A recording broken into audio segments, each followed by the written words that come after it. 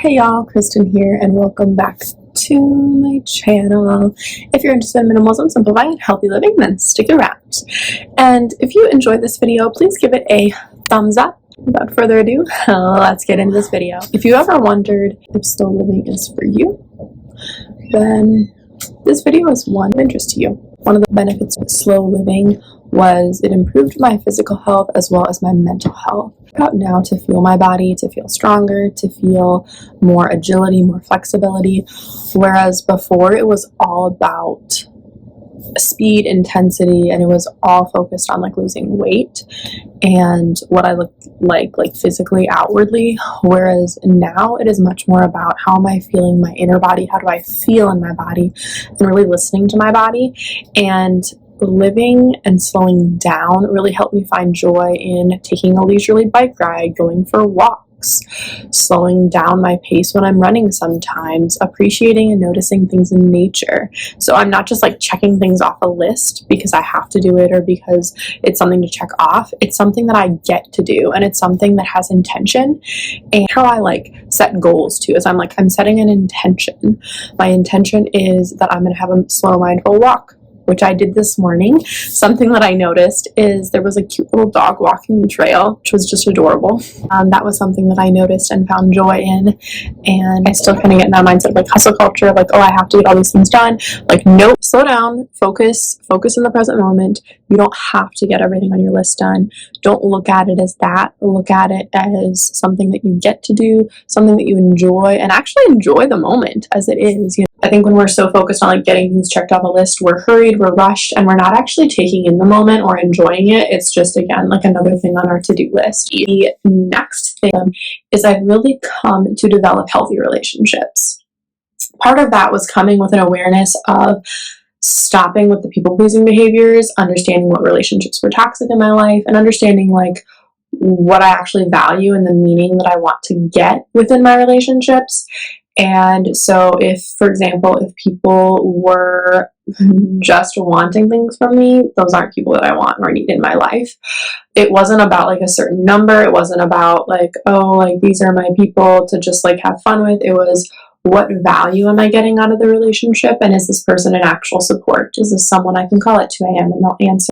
Is this someone that I can count on? And that's really what it comes down to.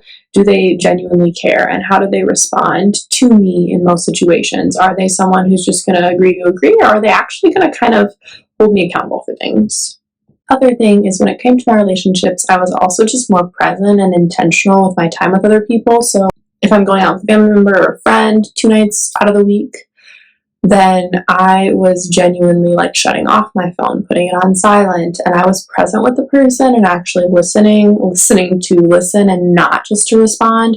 So I found that that's also helped me develop deeper relationships, have more empathy, and also just learn how to listen better. The third thing is that, which I've kind of touched on a little bit, is increased intention, goals / productivity. I've kind of talked about this on my channel. I don't really love the word like productivity because I think sometimes then it makes us feel right like only if we're productive then we're a quote unquote successful, or only if we get so many things done and then we're like quote unquote grinding and we've achieved everything for the day. And there's nothing wrong with like working hard and doing that, but I think there is a limit, and I think it becomes problematic when we set our identity, and if we don't achieve that then we're like beating ourselves up. I think that's where it's problematic, and I know that I've been in that space. I've been there, and I've put kind of everything into what I'm achieving, and it doesn't work. It makes you feel like a failure. It makes you feel right like down and out. You're beating yourself up, and it's not really achievable. It's not sustainable. Like, you can't constantly be getting all of these things done, and then when you don't get them done, you're like, oh, like I didn't succeed that day. I'm a failure type of thing, which is just not helpful language to use with yourself. So now I look at it as like I'm setting 3 intentions for the day, and if I achieve those, great. If I complete them, great. But if I don't, it's something that I can do the next day. And my day may go and I may expect it to go a certain way, but I'm okay if it doesn't go that way. I can be disappointed in that and grieve that and let that go versus like letting that ruin my entire day, which goes into my next one, which is letting go of expectations. Now, it could be expectations of your experience, your day-to-day life, expectations of others, expectations of yourself. But the problem is that when we have these certain expectations of, I'm going to get all these things on my list done, this is how my day is going to go, and it's going to go perfectly, the problem is oftentimes that doesn't actually happen. And so when that doesn't happen, we're frustrated, we are hurt, we are down and out, we're anxious, right? All of these negative emotions, and we're putting all this on ourselves or putting it on other people possibly and not communicating, and it's harming their relationships, harming our own like physical and mental well-being. And it's because our expectations are just not in line with like reality, in line with like life, right? Like life has bumps and curves and it spins and turns, and there's going to be things that you didn't expect to come that are going to come. And so being able to be more flexible, accepting of change is going to honestly just help your mental and physical health, and it's going to help you have better days versus letting like one thing, two things ruin your entire day. Next thing is, it's helped me build deeper and more meaningful experiences as well as connections with other people. So because I'm living more slowly and I have greater awareness, I do more things that I really value, things that I really want to do, and so I'm building deeper experiences. I'm less focused on physical possessions and cleaning things and taking care of things, and because I have less to do, instead of spending the day cleaning or sorting through things, I can be like, yes, I'll go hiking with you at the state park today with my friends or my family member, or I'll do a solo trip, and I can be a little bit more like spontaneous with things, and I also have more time and energy to do things that I want to do versus doing things that I don't.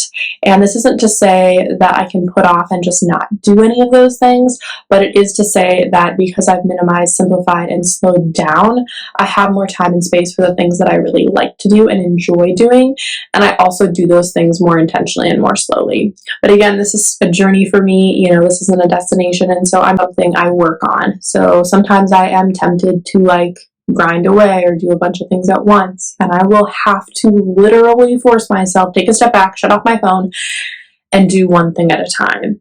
And honestly, it has been a pretty life-changing in terms of helping me be more mindful, helping me listen better to myself, to God, to other people. It's just helped me live more slowly.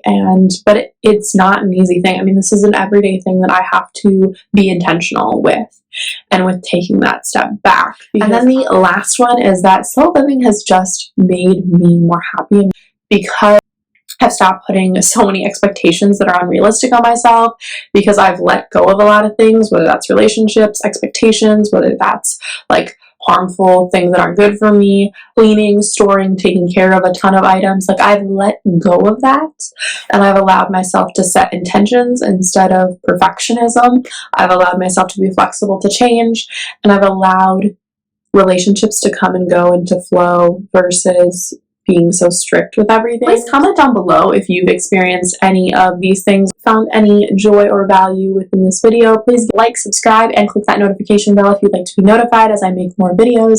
But otherwise, thank you all so much for watching. Have a beautiful and blessed week. It's a beautiful day to simplify. Bye, y'all.